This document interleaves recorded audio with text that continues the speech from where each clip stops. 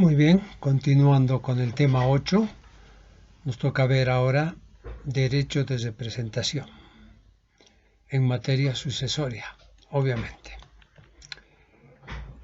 ¿Cuál es el concepto?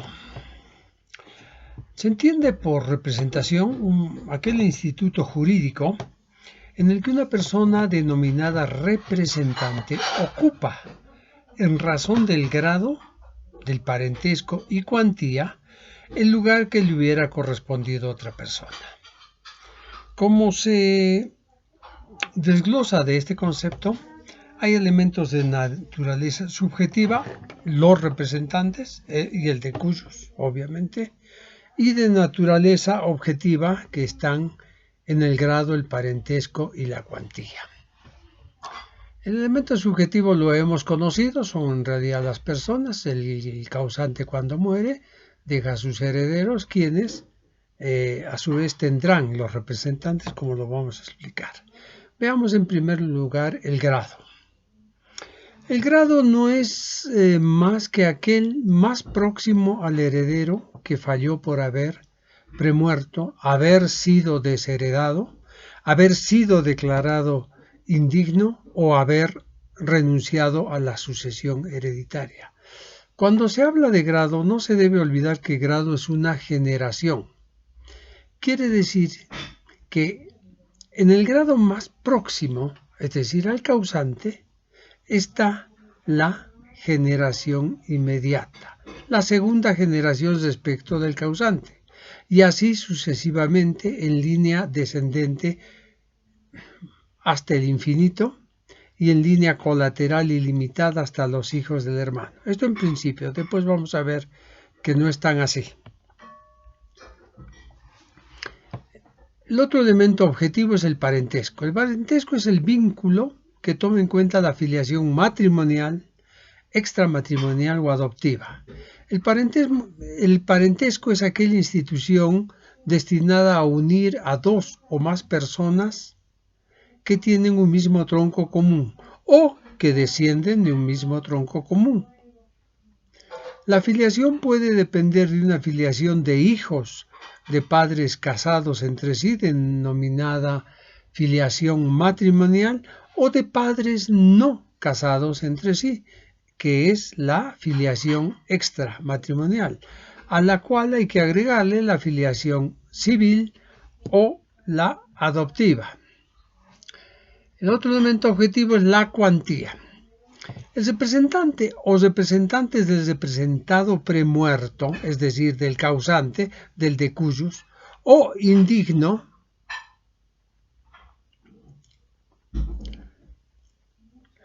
van a ocupar la misma, creo que dije de cuyos y no es correcto. Empezaré de nuevo, mil disculpas por esta digresión.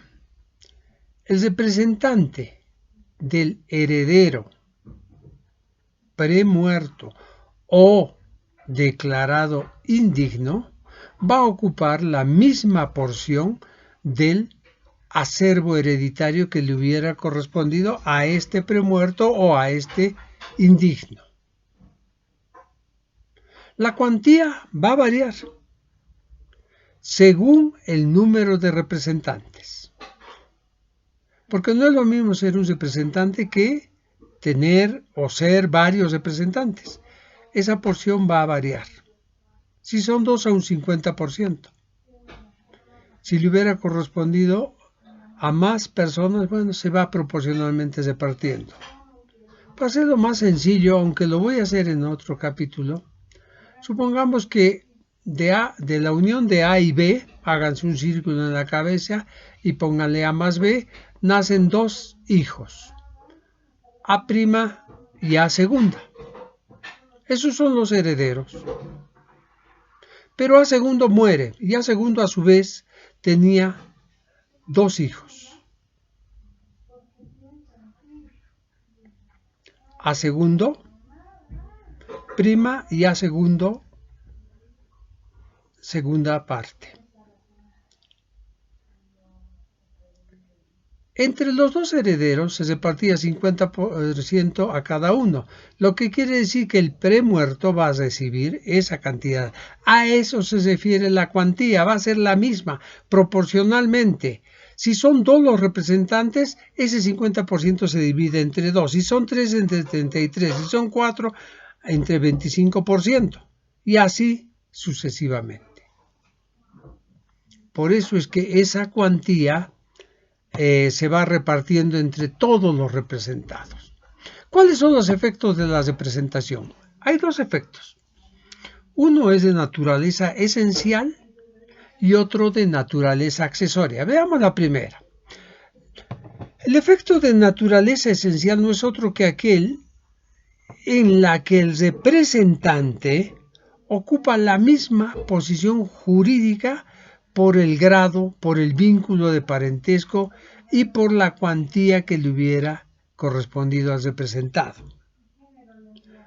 Efecto de naturaleza esencial.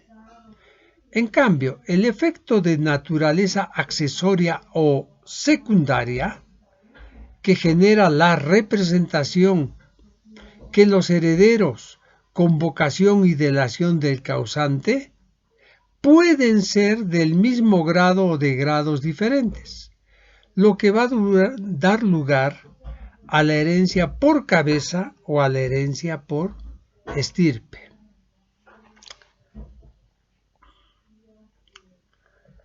El fundamento de la sucesión se remonta a Roma. En Roma no se conocía la sucesión por estirpe. Esto emergía de la indignidad, de la desheredación o la renuncia. La única forma de representar era la representación emergente de la premuerte.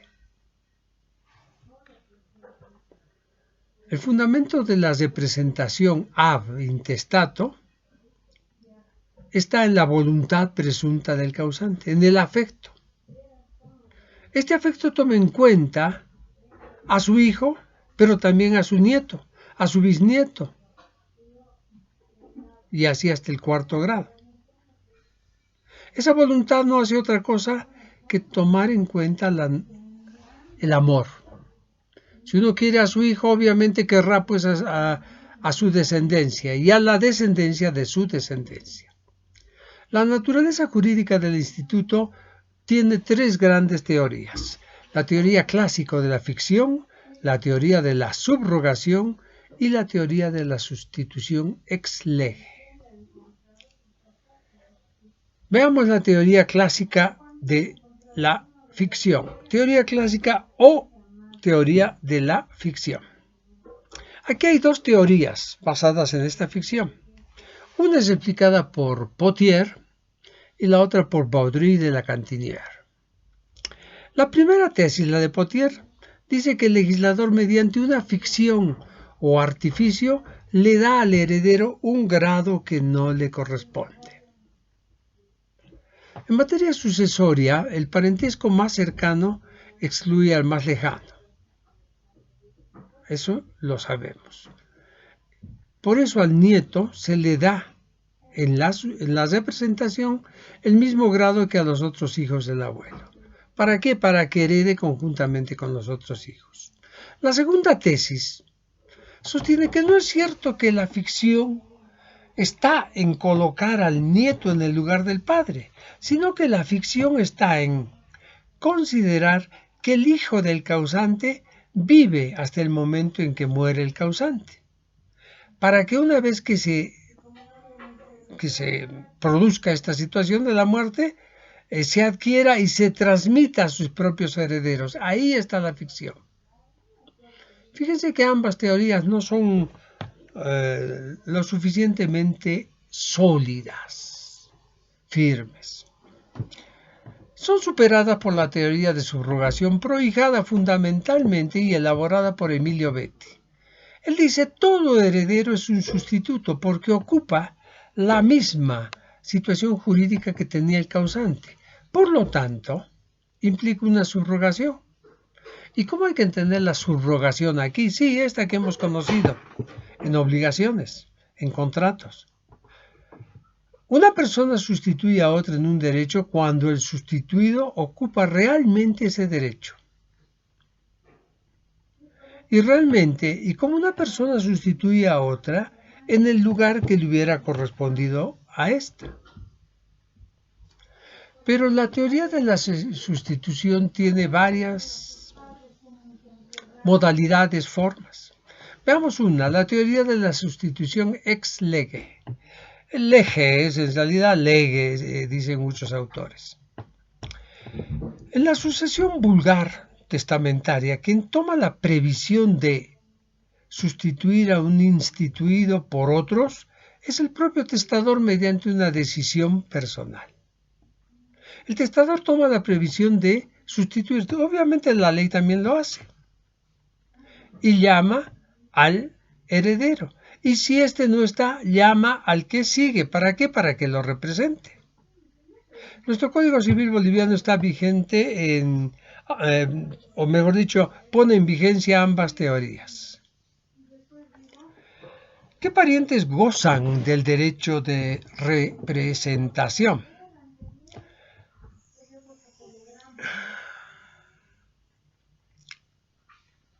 Primero, los parientes en línea descendente. Aquí se establece fundamentalmente o se justifica de que el amor que baja es más fuerte que el amor que sube.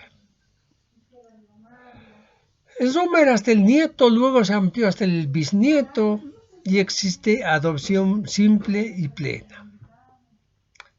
Esto es lo que ellos llamaban la rogación. El arrogado entraba en la misma condición de hijo consanguíneo. En adopción simple se crea un vínculo entre el adoptado y el adoptante. También hay parientes en la línea colateral que pueden gozar del derecho de representación. Esto se justifica por el orden de los afectos. Nuestro Código Civil en el 1091 establece lo que inmediatamente voy a leer. Artículo 1091. Representación en línea colateral. En la línea colateral la representación tiene lugar favoreciendo a los hijos que tuvieren los hermanos del difunto. En línea colateral extramatrimonialmente hay también una afiliación por reconocimiento. Pero ¿qué parientes no tienen derecho de representación? No tienen derecho de representación los parientes en línea recta ascendente. ¿Por qué? Porque ya desde Roma, en la novela 118 de Justiniano, se había establecido este criterio definitivo, que fue respetado. Nuestro Código Civil lo reconoce en el 1090, parágrafo segundo, cuando dice no se conoce la representación a favor de los ascendientes. El más próximo en cada una de las líneas excluye siempre al más lejano. Quizás el fundamento esté en eso que dijimos hace un ratito, que es simplemente que el amor que baja es más fuerte que el amor que sube, pero también hay una relación muy importante por la cronología de los elementos subjetivos. ¿Por qué? ¿Por qué razón? Porque se entiende siempre de que lo primero es privilegiar la herencia en grado descendiente para abajo que para arriba. ¿Por qué razón? Porque por orden de los afectos, por orden cronológica. Seguramente una persona, entrado en años, tendrá necesidades de que irá a ser atendido, pero mucho más hay que atender y cuidar a un menor o a los que están por debajo del de cuchos. Presupuestos objetivos del derecho de representación. ¿Cuáles son? Cuando se habla de presupuesto se habla de condición, de requisitos. Estos requisitos no son de naturaleza subjetiva, sino de orden objetivo. Y estos requisitos se dan respecto del representado. Premuerte del representado. El heredero, que además de tener vocación, tiene que tener delación efectiva. Es decir, la vocación y el llamamiento efectivo y por lo tanto la capacidad de adquirir la herencia. Lo que sucede cuando premuere este representado ocasiona que se llame a los herederos del posterior grado que sigue.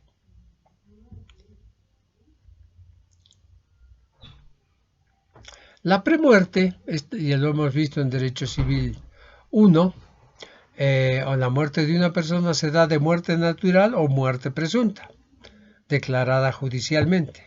Lo mismo sucede aquí. Ambos van a provocar el efecto. El otro presupuesto es la desheredación para las representaciones, digo. Esto no está en el Código Civil.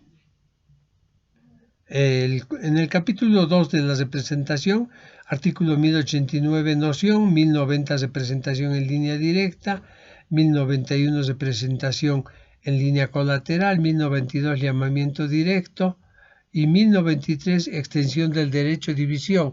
No está el presupuesto de la desheredación, es decir, la representación como una consecuencia de la desheredación, pero está en materia testamentaria.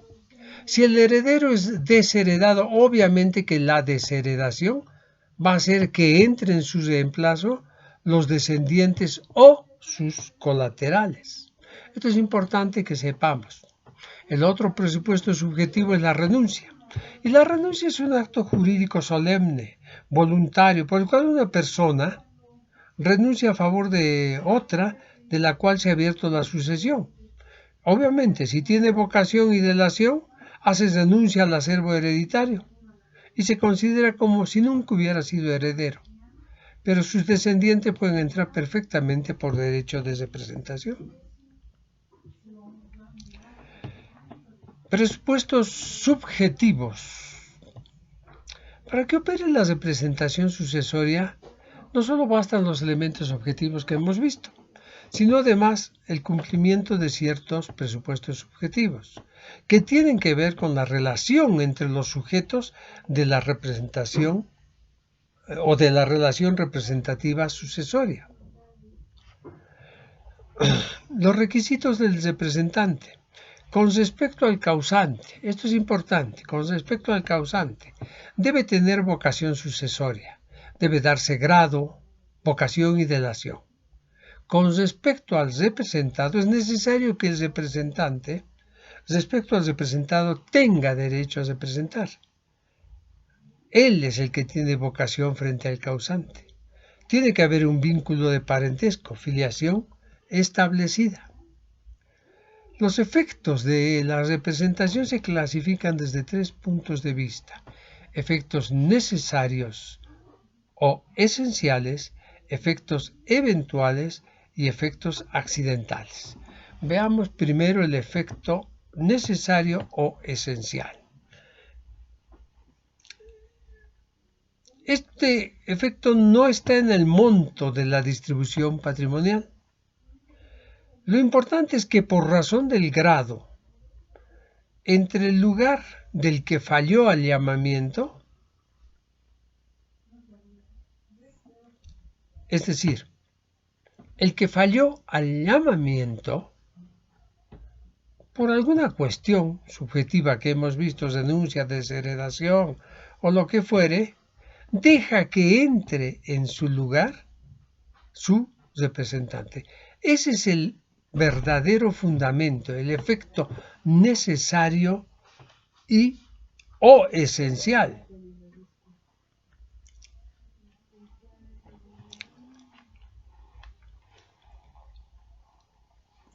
Aquí entra en juego un instituto sucesorio que es la colación.